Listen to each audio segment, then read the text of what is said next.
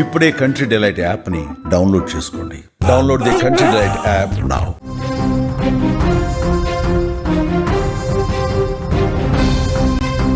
హైదరాబాద్లోని జూబ్లీహిల్స్ అసెంబ్లీ నియోజకవర్గం ఉప ఎన్నికల ప్రచారంలో కాంగ్రెస్ పార్టీ దూకుడు పెంచుతుంది. నవీన్ యాదవ్ విజయమే లక్ష్యంగా హస్తం పార్టీ వ్యూహరచన చేస్తుంది. ఇప్పటికే మంత్రులు, కీలక నేతలు నవీన్ యాదవ్ తరపున ప్రచారాన్ని హోరెత్తిస్తుండగా సీఎం రేవంత్ రెడ్డి కూడా రంగంలోకి దిగుతున్నారు. జూబ్లీహిల్స్లో కాంగ్రెస్ జెండాను ఎగరవేయడానికి సీఎం 2 విడతలలో పర్యటన చేయనున్నారు. ఇందుకు సంబంధించినటువంటి టీపీసీసీ షెడ్యూల్ కూడా ఖరారు చేసింది. జూబ్లీహిల్స్ నియోజకవర్గంలోని 6 డివిజన్లు యూసఫ్గూడ, వెంగళరావు నగర్, ఎర్రగడ్డ, రెహమత్ నగర్, బోరబండ, షేక్పేట్ కవర్ అయ్యేలా 2 విడతలలో సీఎం రేవంత్ రెడ్డి ప్రచారం సాగనుంది. తొలుత అక్టోబర్ 30, 31 తేదీలలో జూబ్లీహిల్స్లో ఉప ఎన్నిక ప్రచారంలో భాగంగా పలు డివిజన్లలో సీఎం రేవంత్ రెడ్డి రోడ్ షోలో పాల్గొననున్నారు. ఆ తర్వాత మిగిలిన డివిజన్లలో నవంబర్ 4, 5 తేదీలలో సీఎం రేవంత్ రెడ్డి ప్రచారం నిర్వహించనున్నారు.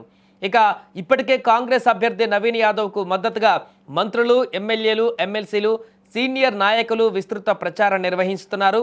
ఇక నియోజకవర్గంలోని డివిజన్లలో పార్టీ ప్రచారాన్ని పర్యవేక్షించేందుకు ఇన్ఛార్జీలను కూడా కాంగ్రెస్ నియమించింది.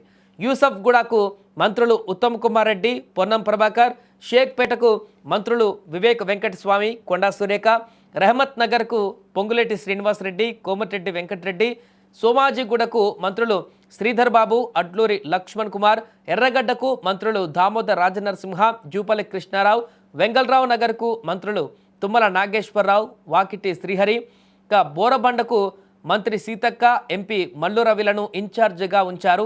ఇక ప్రచారాన్ని ముందుకు తీసుకువెళ్తున్నారు ఈ క్రమంలో. అలాగే గ్రేటర్లో పార్టీకి జోష్ రావాలంటే జూబ్లీహిల్స్ గెలిచి తీరాలని కాంగ్రెస్ భావిస్తుంది.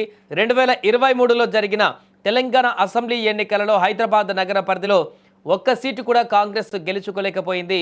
అయితే గతేడాది జరిగినటువంటి సికింద్రాబాద్ కంటోన్మెంట్ ఉప ఎన్నికలో కాంగ్రెస్ విజయం సాధించింది.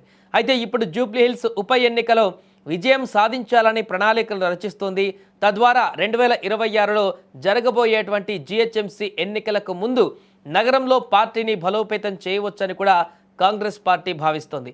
ఉప ఎన్నిక ఫలితం రాష్ట్ర రాజకీయాలపైన ప్రభావం చూపించేటువంటి అవకాశం ఉన్నందున సీఎం రేవంత్ రెడ్డి ఈ యొక్క నియోజకవర్గం పైన ప్రత్యేక దృష్టి సారించారు.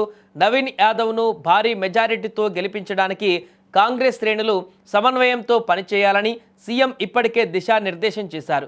అధికార పార్టీ యొక్క బలం మరియు ప్రజాదరణను మరోసారి నిరూపించుకోవడానికి కాంగ్రెస్ ఈ ఉప ఎన్నికను ప్రతిష్టాత్మకంగా తీసుకుంది.